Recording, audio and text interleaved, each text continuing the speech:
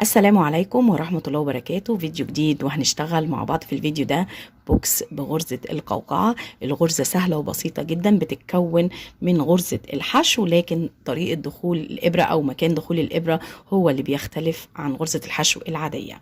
أنا معايا أول حاجة الخيط اللي أنا هشتغل بيه ده خيط الكليم. معايا اللونين دول، اللون الأول اشتغلت منه القاعدة بتاعتي، واللون التاني هكمل بيه البوكس، وبعد كده هرجع للون اللي أنا بدأت بيه علشان أشتغل الحرف أو النهايات بتاعة البوكس. الخيط بتاعي خيط وسط، ده كليم سوبر لوكس. بصوا الفتله وسط، المطه بتاعه الخيط مطه متوسطه، الخيط مش بيمط قوي وكمان مش ماسك نفسه قوي، متوسط، والفتله كمان متوسطه. هشتغل الخيط ده بابره مقاس 7، وطبعا حسب السمك اللي معاكي وشدة ايديكي للغرزه بتحددي مقاس الابره اللي هتشتغلي بيها.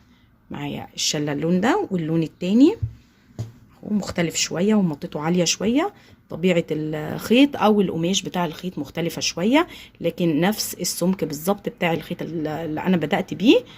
بصوا المطه هنا اعلى شويه، لو المطه اقل شويه هيكون افضل والبوكس ماسك نفسه اكتر. تمام، بصوا خلاص. معايا القاعدة اللي هبدأ عليها الشغل.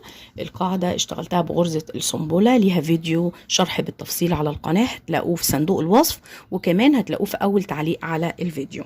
أنا اشتغلت السطر 2 3 4 5 6 7 سطور، اشتغلت بنفس مقاس الإبرة اللي هكمل بيها، اللي هي إبرة مقاس 7، يعني ما بشتغلش القاعدة بمقاس أصغر وبكبر الإبرة بعد كده. أنا نفس المقاس اللي ببدأ بيه القاعدة هو نفس المقاس اللي بكمل بيه.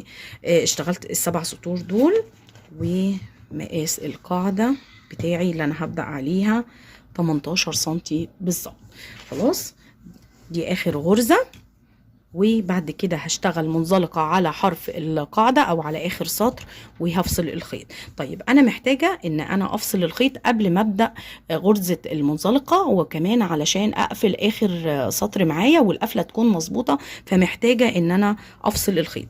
طيب علشان الخيط بتاعي يكمل معايا واشتغل بيه غرزة المنزلقة ويكفي، انا لفيته كده بعد ما سحبت الخيط شوية كده، لفيته على دوران الدايرة بتاعتي 5 مرات بالظبط.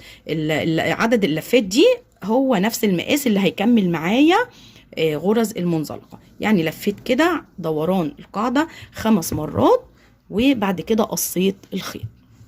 بصوا دي اخر غرزة اهي، هسحب الخيط كله اللي انا قصيته من الغرزة الاخيرة. بصوا بالشكل ده. معايا ابره مقاس صغير شويه اهي، بحب اقفل بالمقاس الصغير ده، بيدخل بين الغرز بسهوله. بعد كده هجيب الابره بتاعتي، وممكن طبعا لو الخيط اقصر من كده وانتي هتنهي الدايره على كده ممكن تقفلي بابره التنظيف، هيكون الموضوع سهل جدا. باجي عند اول حرف في السطر، بدخل تحت الحلقتين كده، وبجيب الخيط بتاعي اللي انا سحبته وبسحبه لظهر الدايره كده بالشكل ده. بصوا، وهسحبه كله للاخر.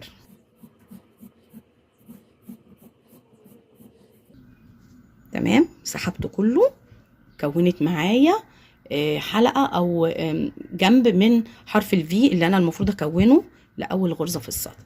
بعد كده باجي من ظهر الدايره، بدخل في الحلقه الثالثه، اهو شايفين الحلقه الثالثه اللي هي دي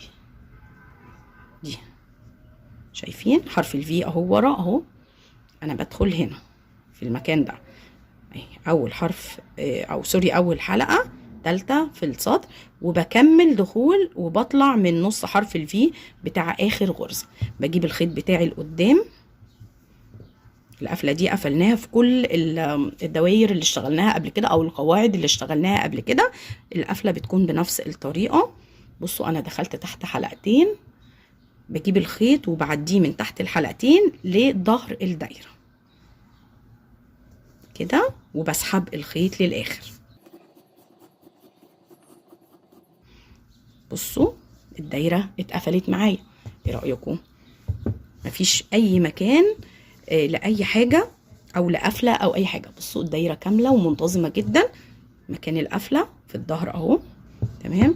هنفصل الخيط ده، انا منضفاه بطريقه كويسه وانا شغاله، اشتغلت عليه، فممكن نفصله كده الجزء ده امان، لان انا بادئه بالدايره السحريه، فلازم تامني الجزء ده كويس جدا اهو. ده مكان القفله. بصوا كل الغرز شبه بعض.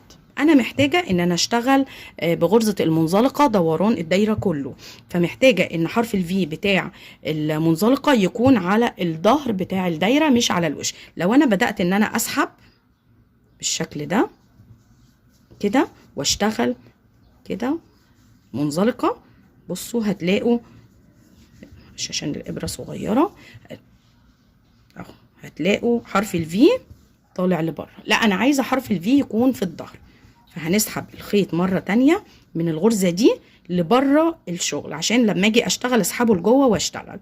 تمام. هدخل الابره بتاعتي واسحبه تاني كله لبره مره تانية. خلاص كده الدايره بتاعتي جاهزه ان انا اشتغل عليها بغرزه المنزلقه بطريقه صح. خلاص الخيط لبره، دي عدله الدايره. هاجي من الظهر بالشكل ده وهسحب الخيط من مكان تاني اهو، من المكان اللي جنبه، او نروح للمكان اللي بعده كده، اللي بعده على طول حرف الفي اللي بعد المكان اللي انا سحبت منه. هنسحب الخيط لجوه، حلقه معايا اهي. بصوا انا شغاله على الظهر مكان القفله اهي. هاجي في حرف الفي اللي بعده هسحب الخيط وهطلع من الحلقه اللي على الابره منزلقه. هاجي على الحلقه اللي بعدها هسحب وهطلع من الحلقه منزلقه. كمان مره حرف الفي اهو، او غرزه الحشو الاخيره، السطر الاخير يعني في الدايره، بطلع من الحلقه اللي على الابره منزلقه. بصوا حرف الفي اتكون فين؟ في ظهر الدايره. هكمل شغل دوران الدايره كله بغرزه المنزلقه، وهنرجع نشوف الخطوه اللي جايه مع بعض. اشتغلت دوران الدايره كلها بغرزه المنزلقه، دي اخر غرزه هنقفلها مع بعض. بصوا ده الشكل كده، القاعده مدعمه اكتر وبقت متماسكه كمان عن الاول. بصوا خلاص اخر غرزه، المقاس الخيط اللي انا قصيته طلع مظبوط بالظبط. حرف الفي بتاع المنزلقه في ظهر الدايره، وده الناحيه اللي بره بتاعت الدايره. تمام. او الوش بتاعها غرز المنزلقه عامله الحلقات دي، وحرف الفي اهو اللي انا هشتغل تحتيه الغرز بتاعتي. خلاص دي اخر غرزه هسحب منها الخيط كده. بصوا ناقص هنا غرزه انا ما اشتغلتهاش، هي دي اللي انا هقفل بيها وهكون حرف الفي وانا بقفل. خلاص معايا ابره التنظيف بتاعتي اهي. هلضم الجزء اللي باقي ده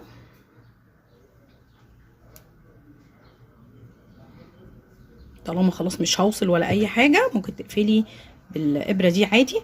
المكان اللي فاضي ده هعديه وهاجي على اول غرزه منزلقه في السطر، هدخل تحت حرف الفي كده،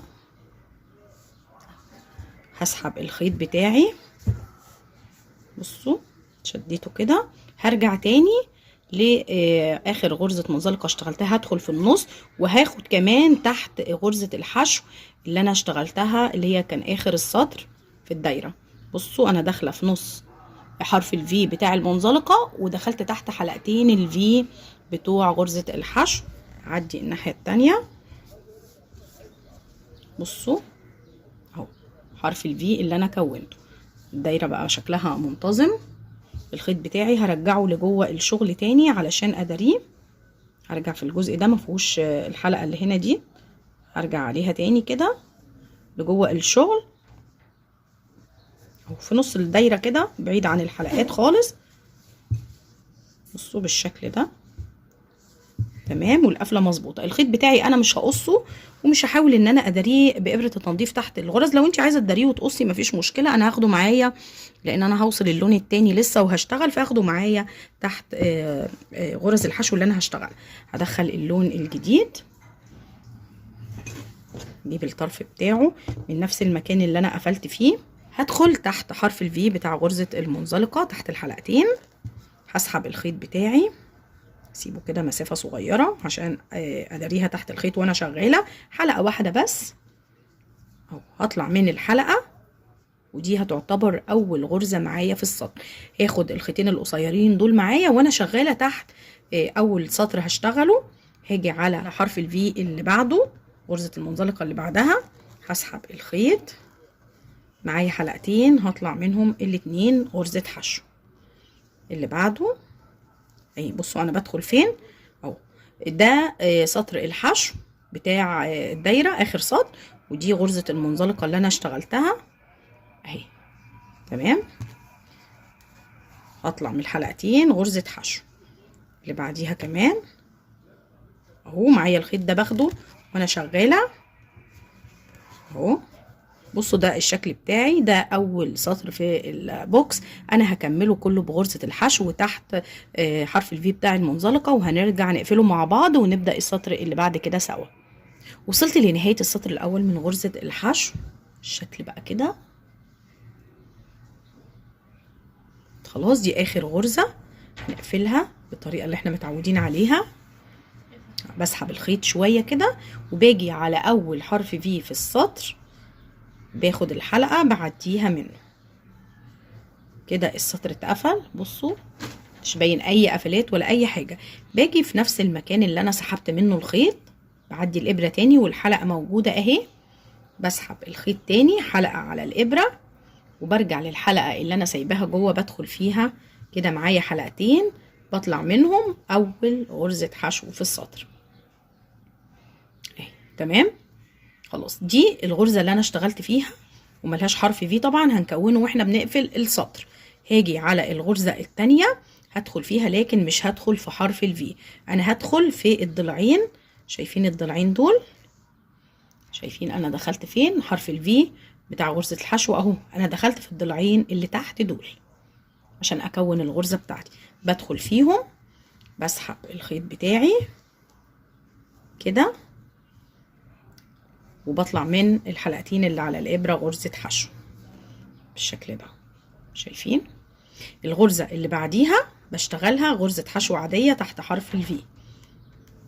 بسحب الخيط وبطلع من الحلقتين اللي على الابرة غرزة حشو. اللي بعديها بشتغلها كده في الضلعين دول.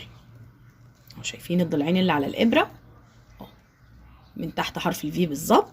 بدخل بسحب الخيط بتاعي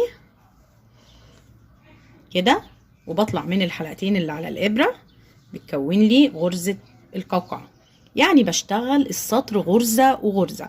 غرزة حشو عادية في حرف الفي عادية جدا، والغرزة التانية بشتغلها في الضلعين اللي تحت بتوع غرزة الحشو. اللي جاية دي هشتغلها تحت حرف الفي. بدخل كده اهو، بسحب الخيط وبطلع من الحلقتين اللي على الابرة. اللي بعديها بشتغلها قوقعة، يعني الغرزة بتاعتي اهي. شايفين؟ باجي كده تحت الضلعين دول، بسحب الخيط بتاعي، بطلع يعني بريح الخيط شوية كده، وبطلع من الحلقتين اللي على الابرة بالشكل ده.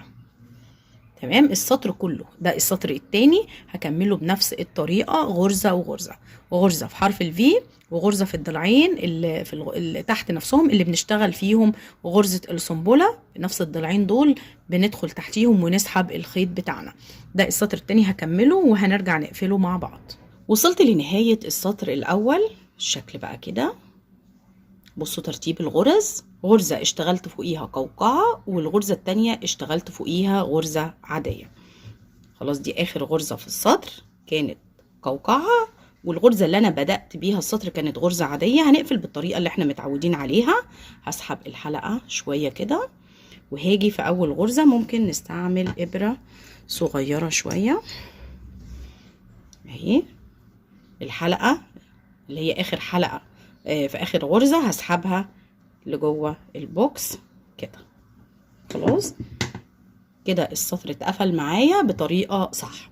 هنيجي في نفس المكان اللي احنا قفلنا فيه، او حرف الفي اللي احنا قفلنا فيه، هندخل في نفس المكان. الحلقة اهي اللي انا سحبتها معايا، هجيب الخيط الطويل وهسحبه من بره الحلقة دي كده عشان ابدأ السطر الجديد. دي اول غرزة. معايا حلقة على الابرة، هدخل في الحلقة اللي انا سحباها كده، بقوا 2. هطلع من الاتنين مرة واحدة غرزة حشو.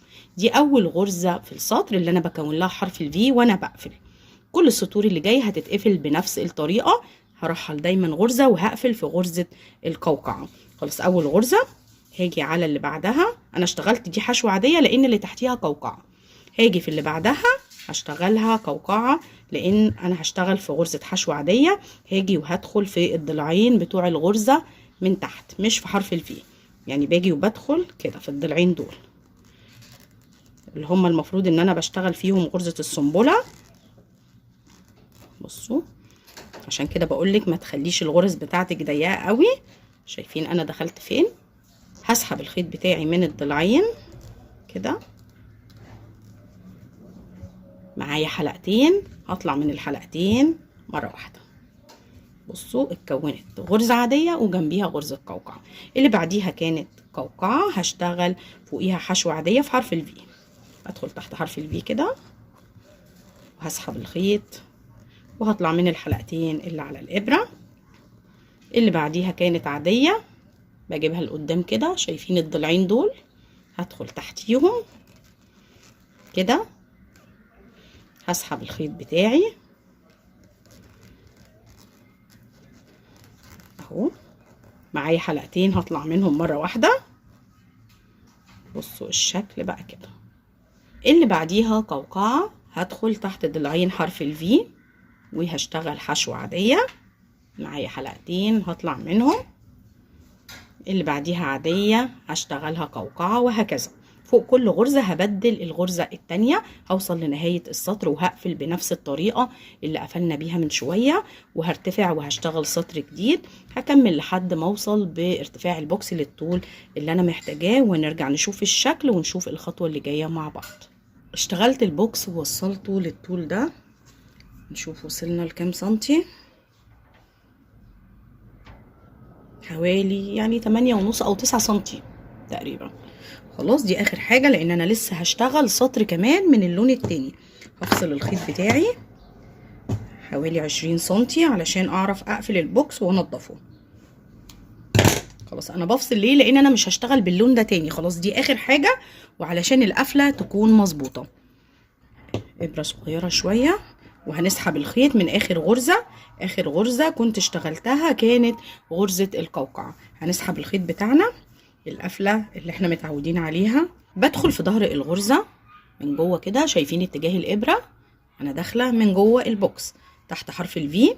بجيب الخيط اللي انا فصلته وبسحبه تحت الحلقتين دول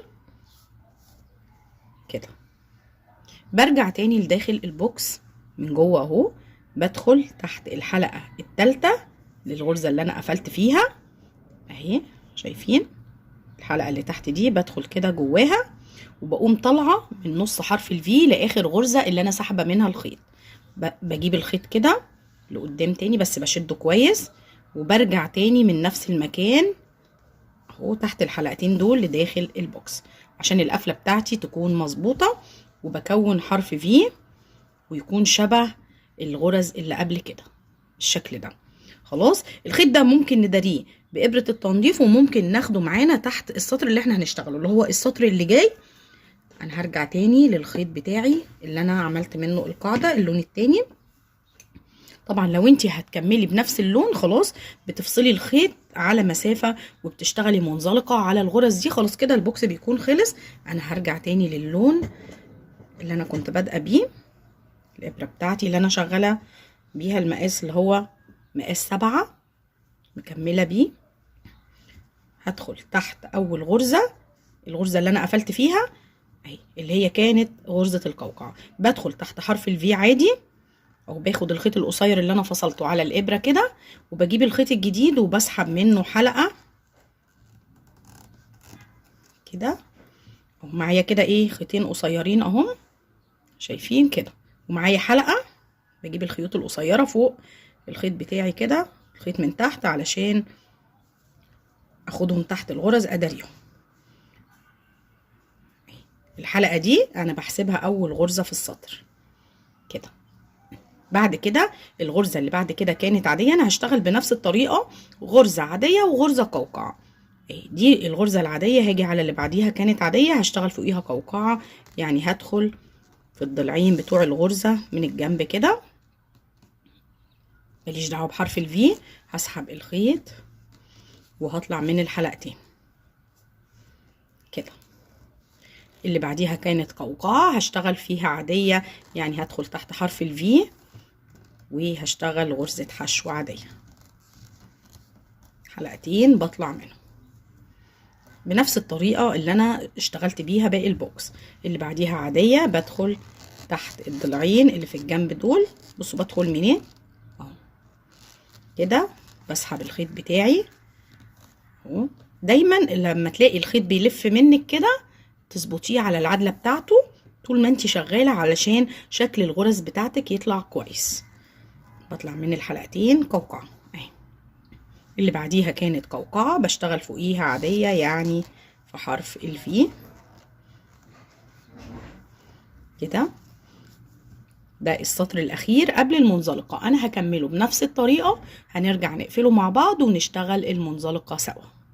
وصلت لنهاية السطر، بصوا الشكل بقى كده خلاص. اخر خطوة هي سطر المنزلقة علشان ندعم الحرف بتاع البوكس ونخليه متماسك، وكمان يخلي شكل البوكس احلى وما يخليش الغرز مقلوبة لبره بالشكل ده. شايفين؟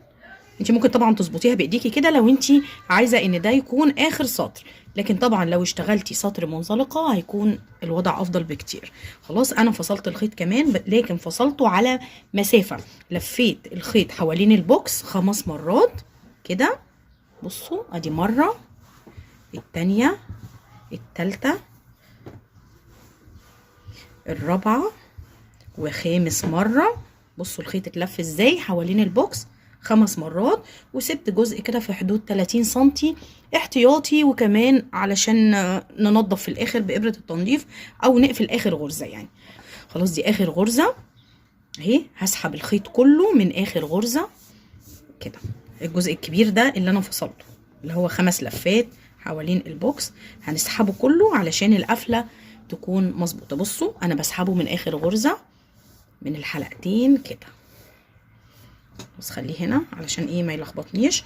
بصوا ده المنظر، الخيط كله اتسحب من الغرزة الاخيرة بإبرة صغيرة شوية. هنجيب الخيط وهنيجي هنا على اول حرف في اول السطر، دي الحلقة اللي كنا حاسبينها اول غرزة، اللي بعديها كانت قوقعة، هاجي في حرف الفي بتاعها كده، هدخل تحت الحلقتين، هجيب الخيط بتاعي مرة تانية اللي انا سحبته ده اهو. بصوا اتجاه الابرة من جوه البوكس، هسحب الخيط للداخل مرة تانية لداخل البوكس.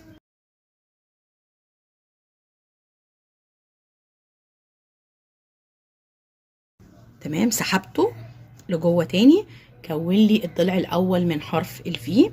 هاجي مرة تانية نجيب الخيط كده بس، هنيجي مرة تانية من جوه البوكس. بنيجي بقى من داخل البوكس وبندخل في اخر حرف في وبنحاول ناخد معاه اهي في حلقة ضيقة شوية اهي اللي هي الحلقة التالتة. بصوا في ظهر حرف الفي، وبنطلع من نص حرف الفي بالشكل ده. شايفين انا طلعت منين؟ بنشد الخيط بتاعنا شدة كويسة بحيث ان حرف الفي الجديد يكون حجمه مناسب لحجم الغرز اللي جنبه، وبندخل نرجع من نفس المكان لداخل البوكس كده. الغرزة اتقفلت معايا، لو احنا بصينا هنلاقي كل الغرز شبه بعض، مفيش اختلاف في شكل الغرز، وفي نفس الوقت الخيط بتاعي جوه بصوا بطريقة كويسة جدا طالع في مكان مظبوط. خلاص وهنا ده شكله من بره مفيش مكان لقفلات، ده المكان اللي انا كنت بقفل فيه السطر عموما. بصوا كله شبه بعض. خلاص بعد كده هنيجي هنسحب الخيط في الغرزة اللي جنب اللي قفلنا فيها تحت حرف الفي بالشكل ده. شايفين؟ او تحت حرف الفي بس بنسحب الخيط بتاعنا كده، بنعمل حلقة اهي، حلقة واحدة، وبنيجي على الغرزة اللي بعدها بنسحب الخيط وبنطلع منزلقة من الحلقة اللي كانت على الإبرة كده. اللي بعديها بندخل فيها وبنسحب الخيط وبنطلع منزلقة. اللي بعديها بندخل وبنسحب الخيط وبنشتغل منزلقة بالشكل ده. ده سطر المنزلقة واخر حاجة في الشغل. انا هكمل السطر وهنرجع نشوف الشكل النهائي للبوكس. وصلت لنهاية سطر المنزلقة. طبعا الفرق واضح، بصوا شكل البوكس اتغير للأحسن ازاي، والحرف بتاعه بقى مدعم اكتر، البوكس نفسه كله بقى متماسك عن الاول. لما حاجه بسيطه لجوه، لو انت مش عايزاه يلم لجوه شويه طبعا بتريحي ايدك في المنزلقه، لو انت عايزاه يلم اكتر ويبقى اخد شكل البومبي كده بتشدي ايدك في غرزه المنزلقه او بتشتغليها بابره مقاس اصغر. تمام، دي اخر حاجه واخر غرزه اهي، ودي اول غرزه. في غرزه في النص هنا مش هنشتغلها، احنا هنسحب الخيط على طول. بصوا الجزء اللي احنا كنا اخدينه عشان نشتغل المنزلقه كفى سطر المنزلقه واتبقى منه كمان جزء كويس، لان انا شديت ايدي حاجه بسيطه، ابره مقاس صغير شويه. انا طلعت من اخر غرزه باجي تحت حرف الفي لاول غرزه في السطر، تحت الحلقتين 2 بس كده، بسحب الخيط لداخل البوكس مره تانية، بسحب الخيط كله بالشكل ده عشان اكون الحلقه الاخيره. برجع تاني من داخل البوكس ومن تحت غرزه الحشو الاخيره وبطلع في نص حرف الفي اهي لاخر غرزه منزلقه انا اخدتها. بصوا دخلت فين وفي النص طالعه من هنا. برجع وبسحب الخيط كله لداخل البوكس وبحاول اظبط مقاس الغرزه الاخيره عشان يكون مناسب مع مقاس الغرز اللي حواليه بالشكل ده. نشد كده جامد علشان الغرزة يكون شكلها متناسق كده. تمام، على قد ما اقدر بحاول ان انا اخلي الشكل متناسق كده. البوكس اتقفل معايا. دي اخر حاجة، باجي بقى وبنضف الخيط ده بإبرة التنظيف او بالإبرة اللي انا شغالة بيها، وبسحبه تحت كذا فتلة تحت الخيوط كده وتحت اللون بتاعه علشان ما يكونش المنظر جوه البوكس مش ظريف.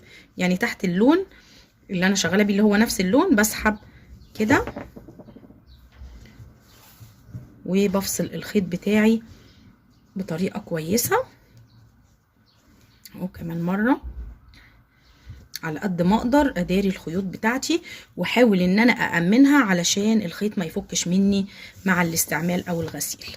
ده الشكل النهائي للبوكس بعد ما نضفت الخيوط. ده شكل الغرزه، شكل القاعده. تمام، شكل البوكس من جوه. بصوا نضيف ازاي. البوكس اخد بالظبط 390 جرام. الارتفاع بتاعه 10 سنتي، مقاس القاعدة 18 سنتي. انا اشتغلتها 7 سطور بغرزة السنبلة. اتمنى ان شاء الله ان البوكس يكون عجبكم وان شرح الغرزة يكون سهل. هستنى طبعا رأيكم في التعليقات، ولو عجبكم الفيديو دوسوا لايك، واللي لسه بيشوفني لأول مرة وما عملش اشتراك يدوس على كلمة اشتراك او سبسكرايب الموجودة تحت الفيديو، وكمان يفعل الجرس علشان يوصلوا كل جديد من الفيديوهات اللي بتنزل على القناة. والسلام عليكم ورحمة الله وبركاته.